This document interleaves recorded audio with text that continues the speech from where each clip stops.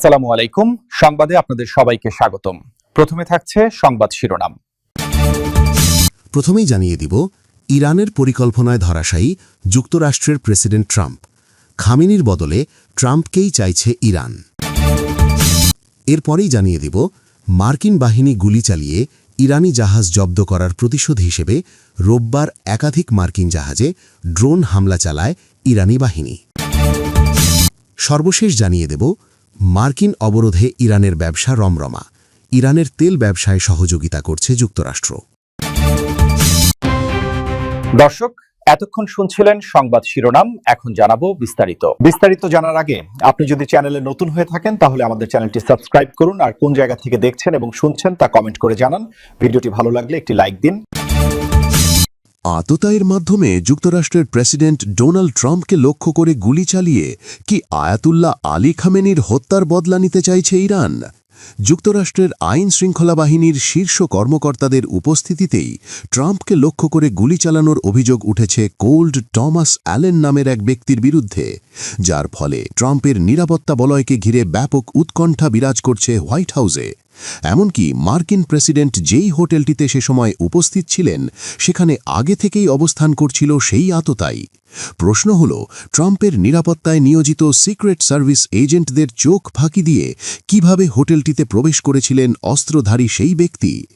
ইরানের বিরুদ্ধে সাম্প্রতিক ৩৯ দিনের যুদ্ধে দেশটির সাবেক সর্বোচ্চ ধর্মীয় নেতা আয়াতুল্লাহ আলী খামেনিকে নৃশংসভাবে হত্যা করে যুক্তরাষ্ট্র ও ইসরায়েলের সম্মিলিত সামরিক বাহিনী।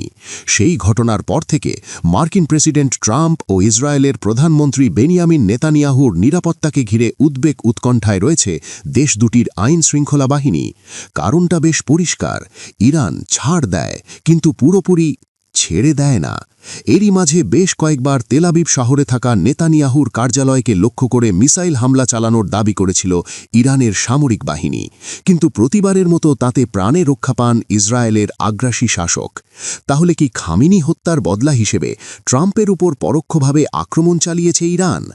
যুক্তরাষ্ট্রের রাজধানী ওয়াশিংটন ডিসির একটি আবাসিক হোটেলে নৈশভোজের আয়োজন করেছিল হোয়াইট হাউসে নিয়োজিত বিভিন্ন সংবাদ মাধ্যমের সাংবাদিকরা। প্রেসিডেন্ট হিসেবে প্রথমবারের মতো Trump white house correspondence association আয়োজিত সেই অনুষ্ঠানে যোগ দিয়েছিলেন।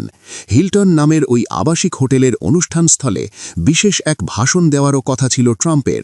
সেজন্য মার্কিন ভাইস প্রেসিডেন্ট জেডি ভ্যান সহ স্ত্রীক ট্রাম্প স্টেজেই বসেছিলেন। কিন্তু কিছুক্ষণ পরেই ঘটল লঙ্কাকাণ্ড, যার জন্য হয়তো মোটেও প্রস্তুত ছিলেন না মার্কিন প্রশাসনের কর্মকর্তারা।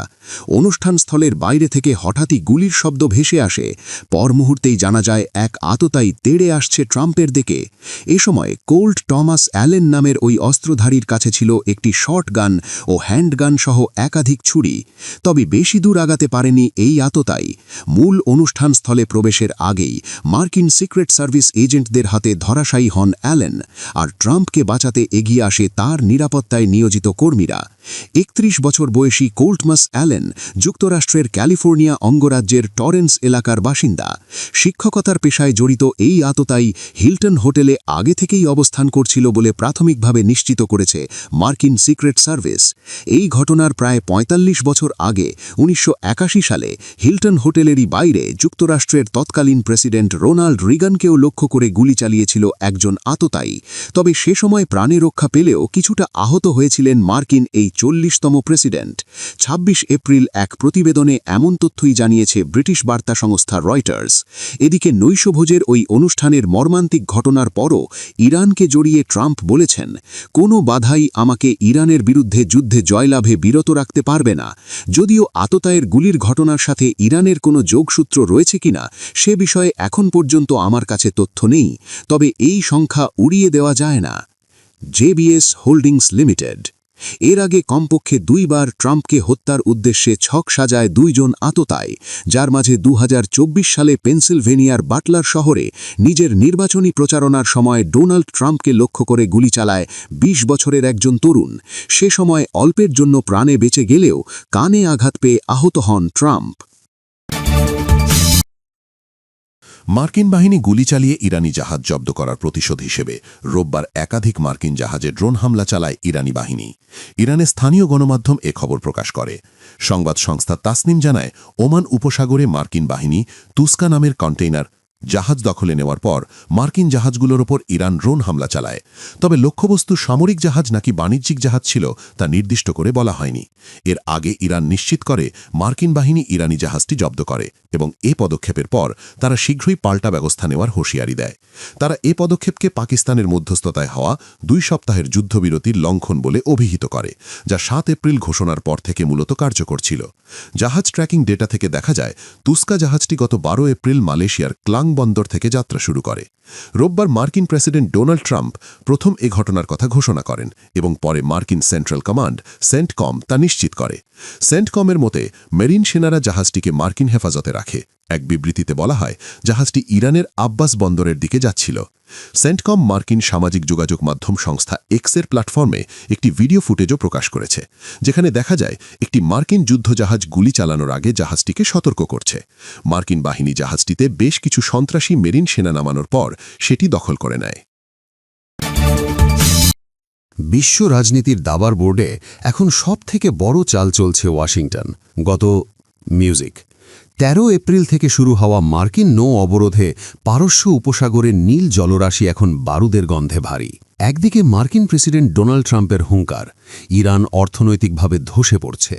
অন্যদিকে তেহরানের শান্ত কিন্তু কঠোর হুঁশিয়ারি, হরমুজ প্রণালীর নিরাপত্তা বিনামূল্যে মিউজিক মেলে না। মাঝ সমুদ্রে শুরু হওয়া এই স্নায়ুযুদ্ধ কি তবে বিশ্ব অর্থনীতিকে এক মহাবিপর্যয়ের মিউজিক দিকে ঠেলে দিচ্ছে?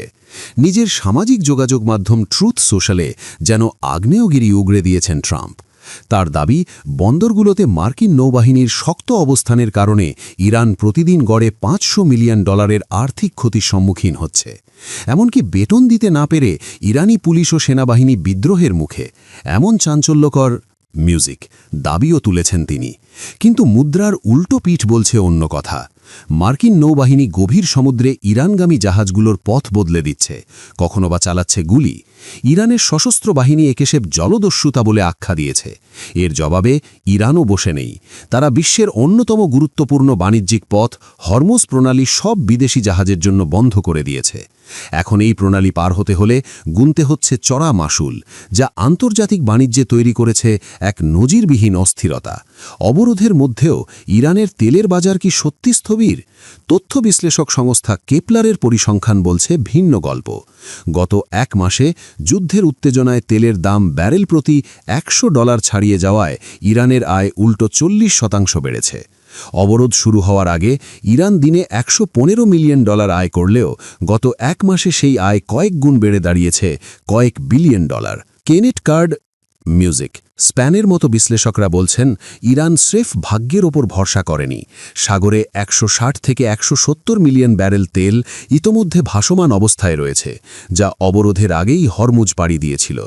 এই বিশাল মজুদ দিয়ে আগামী অগস্ট মাস পর্যন্ত অনায়াসেই নিজেদের পোষা সচল রাখতে পারবে তেহরান। প্রশ্ন উঠছে, ট্রাম্পের কি অগস্ট পর্যন্ত অপেক্ষা করার ধৈর্য আছে? এই যুদ্ধের সমীকরণে বড় এক অনুঘটক চীন। ওয়াশিংটন বারবার ইরানি তেলের চালান আটকানোর চেষ্টা করলেও বেইজিং সাফ জানিয়ে দিয়েছে এই অবরোধ তাদের কাছে অগ্রহণযোগ্য। ওমান উপসাগর থেকে ভারত মহাসাগর পর্যন্ত ছড়িয়ে থাকা ইরানি ট্যাঙ্কারগুলো এখন মার্কিনীদের চোখ ফাঁকি দিয়ে পূর্ব দিকে যাত্রা করার চেষ্টা করছে। ট্রাম্প আর মিউজিক সি জিনপিংয়ের আসন্ন বৈঠকের আগে এই টানাপড়েন কোন দিকে মোড় নেয় সেদিকেই তাকিয়ে বিশ্ব। তেল মজুত করার জায়গা ফুরিয়ে আসায় ইরান এখন নাসার মতো 30 বছরের পুরনো বিশাল আকার জাহাজগুলোকে সাগরে ভাসমান গুদাম হিসেবে ব্যবহার করছে। খার্গ দ্বীপের কাছে নোঙর করা এই জাহাজগুলোই এখন ইরানের তেলের রিজার্ভ পাহারা দিচ্ছে। বিশ্লেষক মুইজুরের মতে, উৎপাদন সচল রাখতে ইরান এখন যে কোনো উপায়ে সাগরে তেলের মজুদ বাড়িয়েই চলেছে।